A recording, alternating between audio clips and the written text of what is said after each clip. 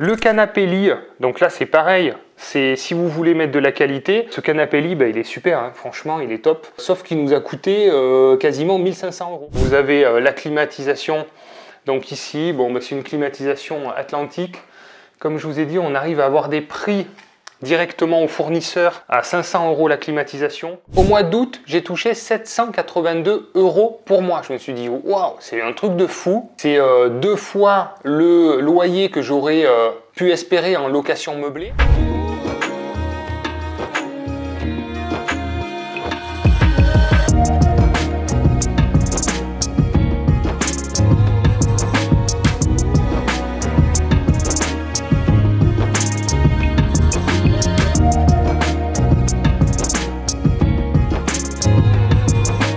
Bonjour et bienvenue dans cette nouvelle vidéo. Je suis très heureux de vous retrouver sur le terrain, encore une fois, pour une visite, alors pas d'immeuble, bien que ce soit un de mes immeubles qui est juste à côté. C'est pour vous présenter un appartement que je loue en location courte durée. Vous savez, si vous me suivez sur la chaîne, que je ne fais que de la location nue ou un peu de location meublée longue durée. J'ai voulu tester la location courte durée pour voir un petit peu ce que ça donnait, voir les résultats. Alors on est dans une petite ville, une ville de moins de 10 000 habitants. J'avais un appartement, donc type studio, qui avait du mal à se louer parce que vous savez qu'il faut reconnaître que les studios se louent plus à partir de juin, juillet, etc. plutôt qu'en cours d'année au mois de octobre, novembre, etc. Donc j'exploite ce bien depuis 5 mois en location courte durée. Tout est délégué en conciergerie et aujourd'hui je vais vous faire visiter un petit peu cet appartement. Vous me direz ce que vous en pensez.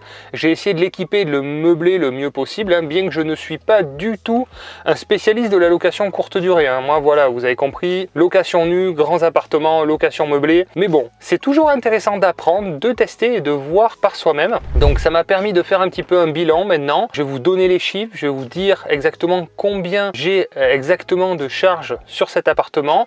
Est-ce que finalement c'est plus rentable que la location nue ou la location meublée, sachant que je ne m'en occupe pas du tout, tout est entièrement délégué à une conciergerie. On fait le bilan dans cette vidéo et puis vous ferez votre propre avis. Allez, c'est parti. Pour ceux qui ne connaissent pas, je développe la société Projet Locatif qui est une solution clé en main d'investissement rentable dans l'ancien.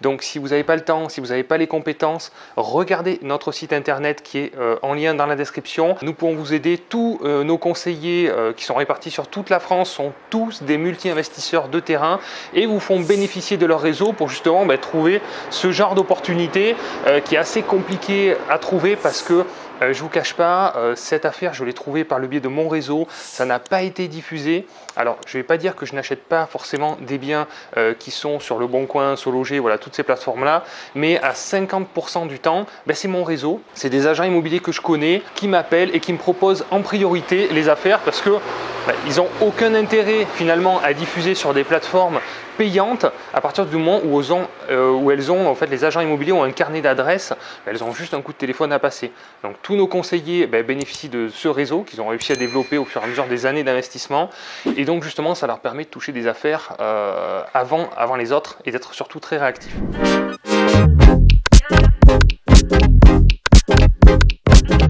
Voilà, donc voilà l'immeuble. Il s'agit donc d'un immeuble où il y a 7 appartements. En fait, là vous avez un T3, un T3, un T2, un T2. Et ici, il y a en fait 3 studios. Donc un premier ici, un deuxième ici et un troisième ici qui était vraiment très petit, qui était occupé d'ailleurs par un locataire. Quand j'ai acheté l'immeuble, il y avait un impayé sur cet appartement-là, mais un impayé un peu ridicule puisqu'en fait le locataire touchait quand même la CAF à 250 et quelques euros et son loyer était de 280. Donc on va dire qu'il y avait un petit impayé, mais surtout le problème qu'il y avait à gérer avec ce locataire, c'est qu'il ne voulait pas partir. Il avait un chien qui était un American Staff qui faisait ses merdes ici en fait sur la terrasse, vous allez voir au-dessus. Donc en fait, même si tous les appartements étaient bien loués à une population top quoi, en fait quand il rentrait, il voyait les merdes, il y avait le staff qui était là, enfin ça la foutait mal. Donc là on a eu énormément de difficultés, je l'ai mis en relation avec des assistantes sociales pour l'aider à trouver un logement mieux que celui-ci parce qu'il a fallu le rénover, il était insalubre, il était vraiment en très mauvais état. Donc ça a mis du temps, après beaucoup de discussions, beaucoup de négociations, on a effacé sa dette parce qu'il avait une dette de l'ancien propriétaire à plus de 2000 €. On a accepté de l'effacer, surtout pour qu'il parte et qu'on puisse exploiter ce bien déjà mieux et surtout arrêter d'embêter les autres parce qu'en fait les locataires partaient parce que il faisait du bruit, il criait, il gueulait, son chien foutait un bordel monstre, donc ça foutait problème, rien que mettait le bazar pour tout l'immeuble. Donc voilà, on a réussi à l'expulser. Enfin l'expulser c'est pas vraiment le mot, mais à le faire partir, et puis on a pu rénover du coup l'appartement. J'ai pas les clés avec moi malheureusement, je pourrais pas vous montrer à l'intérieur. On a eu d'ailleurs un petit problème derrière puisqu'il y a un jardin sur la partie arrière, j'ai des arbres qui sont tombés. Je dois gérer cette petite difficulté avec les assurances. Alors voilà, on est sur la partie donc extérieure. Donc là on avait installé une petite terrasse avec un gazon synthétique, une petite table, barbecue. Je trouvais ça super sympa puisqu'en plus bon là il fait pas très beau mais il y a une vue qui est sympa, qui est agréable. Le problème qu'on a eu c'est que les chats n'arrêtaient pas de venir pisser dessus et ça faisait une odeur vraiment désagréable, donc on a dû malheureusement l'enlever. On a eu des mauvais commentaires à cause de ça, ce qui est bien dommage parce que pour le coup il manque quelque chose sur la partie extérieure, donc on verra, on réfléchira sûrement pour y mettre autre chose. Comme vous pouvez le voir, on a mis la climatisation, donc là c'est pareil parce que je pense que l'été il faisait assez chaud. D'ailleurs je suis un peu dégoûté puisqu'on a eu un mauvais commentaire la veille de l'installation de la clim en expliquant que justement il faisait trop chaud. Bon le lendemain il y avait la clim et du coup le mauvais commentaire reste sur l'annonce.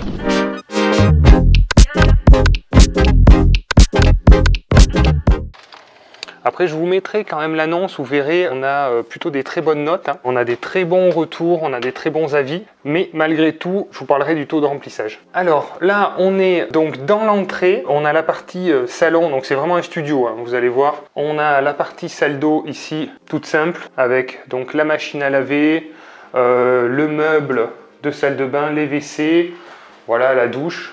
Tout a été refait sauf quelque chose, il y a une chose qui reste. Vous allez me dire dans les commentaires, est-ce que vous voyez ce qui est ancien dans cette salle de bain? On n'a gardé qu'une seule chose, dites-moi si vous arrivez à le voir. Il y a une chose qui est ancienne, tout le reste est neuf. D'ailleurs, ça a fait sujet de discussion avec mon artisan et j'ai dit non, on garde, c'est fonctionnel et ça marche, donc on ne change pas. Voilà, vous me direz si vous arrivez à trouver.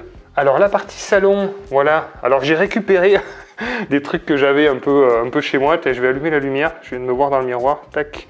C'est toujours plus sympa avec un peu plus de lumière. Donc ça c'est des trucs que j'avais dans une ancienne maison qu'on avait rénovée d'ailleurs. Donc j'ai réutilisé, ça c'est pareil, la peau de bête aussi, je l'avais dans mon ancien bureau. Bon, c'est une décoratrice qui m'avait fait une déco dans mon bureau à l'époque, noir et blanc. Bon, moi j'aimais pas trop, voilà, c'était très noir et très blanc, c'était assez froid, c'est pas trop mon style. Donc on a récupéré certaines choses, dans ce vieux tableau là.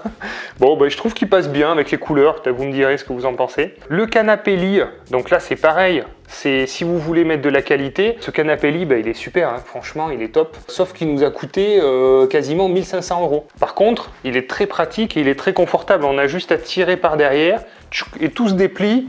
Et pareil pour le replier, c'est hyper pratique. Mais voilà, c'est pareil, il faut mettre le prix. Je pense que dans une location courte durée, il y a bien un endroit où il faut mettre le prix, c'est sur le matelas, le confort pour dormir, parce qu'on vient avant tout pour dormir. Aussi, pareil, la luminosité, pouvoir fermer. Donc on a mis, là vous avez des volets roulants qui occultent bien la lumière et en plus vous avez aussi des rideaux épais si vous voulez vraiment du noir complet. Mais je trouve que c'est très important d'avoir du calme, un bon confort de literie et du noir si on souhaite dormir voilà, dans le noir complet. Donc là c'est assez simple, bon, vous voyez après il y a la box, internet, voilà. Vous avez la climatisation, donc ici c'est une climatisation atlantique. Comme je vous ai dit, on arrive à avoir des prix directement au fournisseur à 500 € la climatisation. Alors pas posée, hein, mais juste la fourniture, c'est-à-dire la cassette pour une pièce de 20 mètres carrés avec le groupe extérieur, ce qui est imbattable. D'ailleurs, je le mets dans tous mes logements que je rénove, je mets au moins une clim dans le salon. Et franchement, je trouve que ça donne une réelle plus-value quand on cherche à louer avec la climatisation, parce que même si elle est que dans le salon, bon là c'est un studio évidemment, il n'y a pas de problème, mais dans des grands appartements, on laisse les portes ouvertes et ça rafraîchit globalement le logement, même si la puissance, on est d'accord, n'est pas adaptée, etc. Ça va peut-être surconsommer, c'est peut-être pas l'idéal. Mais en tous les cas, au niveau du locataire, je trouve que ça fait un réel plus et ça coûte pas très cher puisqu'on peut avoir des super tarifs en période de promo, comme je vous dis, on est à 500 € la fourniture et pareil pour l'installation, on était dans les 600 €. Donc pour moins de 1500 €, vous mettez une clim dans une pièce. et je trouve que ça apporte une réelle plus-value. Bon, ça c'est pareil, c'était dans ma toute première maison à l'époque, il y a plus de 10 ans, mais bon, c'est en bon état, ça a bien vieilli, je trouve que ça fait un peu de déco, bon, une petite table avec des chaises. Puis après, vous voyez, on a voulu quand même une cuisine bien équipée, qui est quand même assez grande et complète. Surtout, donc bien sûr, bon, le frigo, le four à micro-ondes, la petite machine à café Nespresso qui va bien, les capsules là, qui sont fournies par mon gestionnaire. Et puis après, voilà, la cuisine, ben, voilà, tout est équipé, tout est alors quasiment neuf hein, pour le coup, puisque ça a été quand même exploité. Hein. On a eu quand même pas mal de réservations, je vous donnerai un petit peu les chiffres tout à l'heure. On a eu quand même pas mal de réservations, mais bon, on voit que ça, en 5 mois, bon, c'est comme neuf, quoi. Ça a très très bien vieilli. Voilà. On a le four, tiens, on peut regarder le four. Est-ce que les gens utilisent le four? Ah bah oui, effectivement, les gens utilisent un peu le four et le nettoient pas forcément. Donc je suis en train de m'en rendre compte avec vous. Ça, c'est pas terrible. Voilà, plaque à induction, il n'y a rien à dire. La petite hotte, voilà, alors c'est des hottes premier prix, mais assez déco, je trouve, qui est assez sympa. Voilà, le lave-vaisselle aussi, voilà. Donc tout simplement, petit logement équipé. Voilà, donc on est sur des tarifs bas hein, à la nuit, hein. On est à 45 € la nuit. Je vais ressortir un petit peu ma feuille, je vous ai préparé une petite feuille avec des chiffres pour que je puisse être un peu précis dans la vidéo. On va s'installer, je vous raconte tout ça.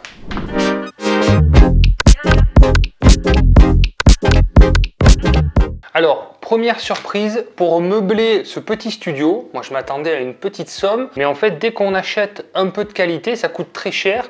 Et c'est vrai que moi j'aime bien investir sur la durée, j'aime pas acheter des trucs premier prix qui vont me casser au bout de quelques mois et après devoir gérer en fait toute cette gestion matérielle. C'est ce qui m'embête souvent sur la location meublée. C'est pour ça que vous avez compris, j'ai acheté plutôt des produits haut de gamme qui vont m'éviter de gérer après tout ce problème logistique et opérationnel. Donc ça chiffre assez vite, hein. On a le frigo, le micro-ondes, si on veut quelque chose d'assez joli, un peu design et en même temps de qualité, ça chiffre vite. Donc pour la globalité du studio, j'ai dépensé un peu plus de 3500 €. Je m'attendais pas du tout à ce chiffre-là, moi je m'attendais à 1500, 1700 €. Et comme vous avez compris, rien que le canapé déjà vaut ce prix-là. J'étais très surpris, mais effectivement il y a beaucoup moins cher. Mais bon, chacun fait ses propres choix. Je n'ai aucun mauvais commentaire sur la literie, sur le canapé. Et vous verrez, globalement, on a une note de 4,8 qui est très bien par rapport aux prestations proposées. Sachant que dans ce prix, je n'inclus pas tout ce qui vient de chez moi. Donc il y a un peu de déco aussi qui vient de chez moi. Alors qu'est-ce que ça donne en termes de chiffre d'affaires? Parce qu'on va parler de chiffre d'affaires. Ensuite, il va falloir déduire toutes les charges.